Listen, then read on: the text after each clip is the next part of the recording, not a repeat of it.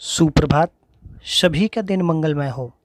मैं मानवेंद्र कुमार कुशवाहा, आचार्य हिंदी, सरस्वती विद्या मंदिर, डॉक्टर हेडगवार नगर, वरवत सेना बेतिया। आज हम सभी हिंदी कक्षा के अंतर्गत कक्षा अष्टम के भैया बहनों के लिए पाठ 9 फूल का मूल्य में लेखक परिचय का अध्ययन करेंगे।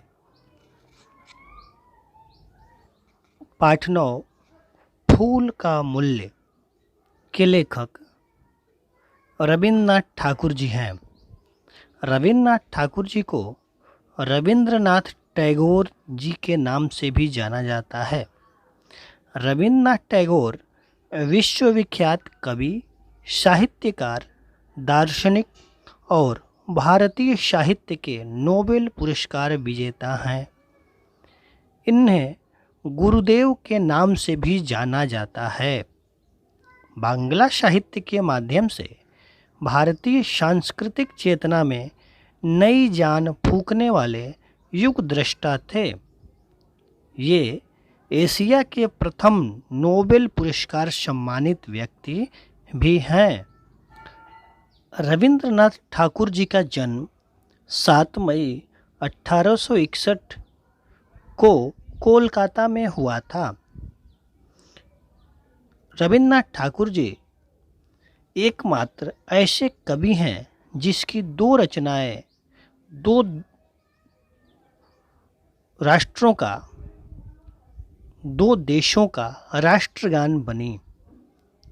भारत का राष्ट्रगान जनगण मन और बांग्लादेश का राष्ट्रीय गान आमार सोनार बांग्ला गुरुदेव की ही रचनाएं हैं।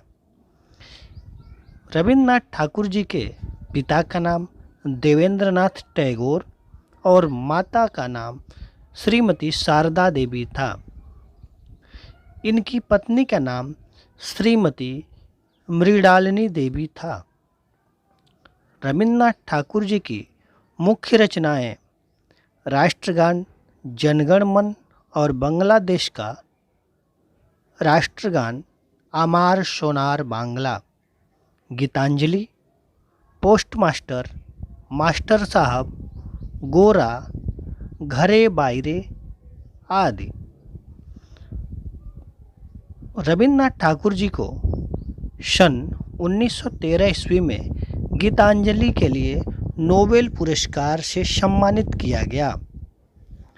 इनको नाइटहुड की उपाधि से भी सम्मानित किया गया था, लेकिन जलियांवाला बाग जो कांड हुआ था उसके विरोध में इन्होंने नाइटहुड की उपाधि वापस कर दी थी। रविन्द्रनाथ ठाकुर जी की मृत्यु सन 7 अगस्त 1941 ईस्वी को कोलकाता में ही हो गई थी। ये था रविन्द्रनाथ ठाकुर जी की जीवनी से संबंधित संक्षिप्त परिचय। अब हम इनके द्वारा संकलित कहानी फूल का मूल्य का अध्ययन करेंगे। फूल का मूल्य रविन्द्रनाथ ठाकुर की एक ऐसी कहानी है जिसमें एक माली जिसका नाम सुदाश था, उसने शीतकाल के समय में देखा कि जहाँ पर सभी पुष्प सूख गए हैं, एक पुष्प खिलखिला रहा था, अर्थात खिला हुआ था। वह उसे तोड़कर राजा के पास देना चाहता था, जिससे उसे इनाम के रूप में कुछ राशि मिलती, जिससे वह अपना जीवन यापन करता। जब वह फूल राजा के दरबार में लेकर पहुंचता है तो उससे एक व्यक्ति खरीदना चाहते हैं और उससे उसका मोल भाव करने के लिए 2 महानुभाव मिलते हैं। आपस में दोनों तय करते हैं कि इस फूल की कीमत कितनी दी जाए। सुदास माली उनकी इन बातों से प्रभावित होकर यह सोचने लगता है कि क्यों न जिस जगह पर ये चढ़ाने के लिए लोग फूल की इतनी कीमत दे रहे हैं, तो मैं स्वयं ही वहाँ पर इस पुष्प को क्यों न अर्पित कर दूं। इसी उधेड़ बुन से होते हुए वह स्वीकार करता है कि मैं यह अब फूल नहीं बेचूंगा, और वह स्वयं महात्मा बुद्ध के चरणों में फूल अर्पण करने के लिए पहुंच जाता है।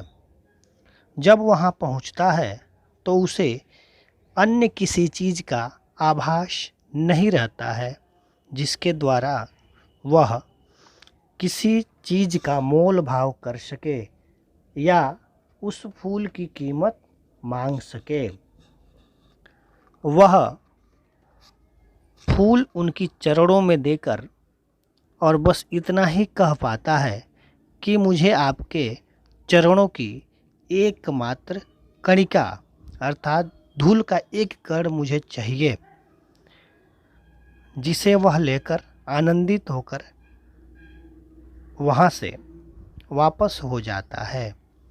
इसी कहानी को रविन्द्रनाथ ठाकुर जी ने बड़े ही मनोरम ढंग से प्रस्तुत किया है। हम इस कहानी का अध्ययन अगले भाग में करेंगे। धन्यवाद।